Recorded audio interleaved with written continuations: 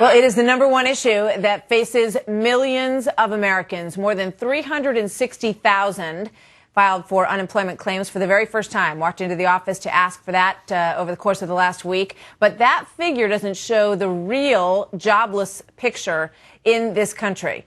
Right now, a total of unemployed and so-called underemployed, people who are not in jobs that really match their skills, that number's up to 24 million people. That is a huge number. They're essentially working part-time or not up to their skill set, as I said. So that is up nearly 1.6 million from 3 years ago at this time. I'm joined now by Republican Congressman Duncan Hunter. He has introduced legislation to recognize the true unemployment rate. Morning. Good to have you here. Great to be with you.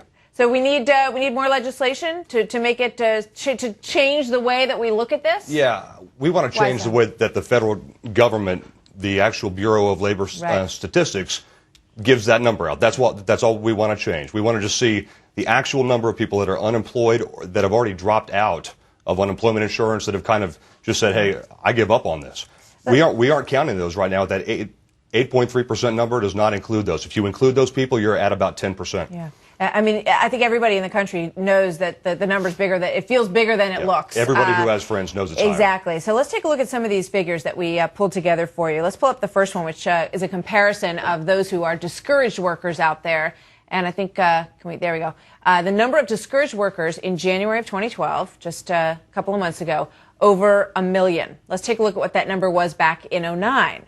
And let's take a look at this one, which is a huge number. This is the weeks, the average weeks that someone is unemployed. 40.1 weeks is the average amount of time that somebody's spending unemployed versus 2009, where it was 19.8. You know, all of this does really flesh out the picture of what the real story is out there, and right? If you count people, too, that have to take part-time jobs after, they go back to work after 40 weeks or 20 weeks, they go back to work, taking a part-time job. They were making $80,000 a year. They're making $35,000 a year now. If you include them, it goes up to about 15%. So we just want to know what the truth is, because we can't make good policy here unless we know what the actual unemployment number is. It's not 8%. Anybody who's out there in the real world knows that.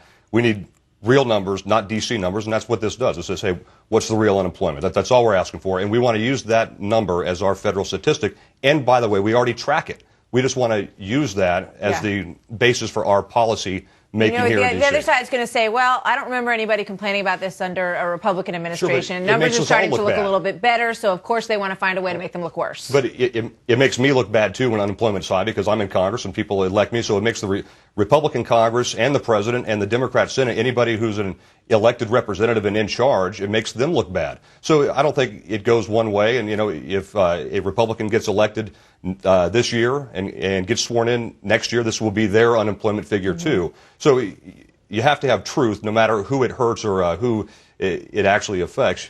You have to have the actual truth, and that's what we need here, truth to power, and that's how things start getting fixed. Congressman Hunter, thank you. Yeah. Very good to talk to you today. Thanks. We'll see how it goes. Have a good one on this beautiful day in Washington, D.C. It's gorgeous out there. Thanks for talking. You can walk back to your office.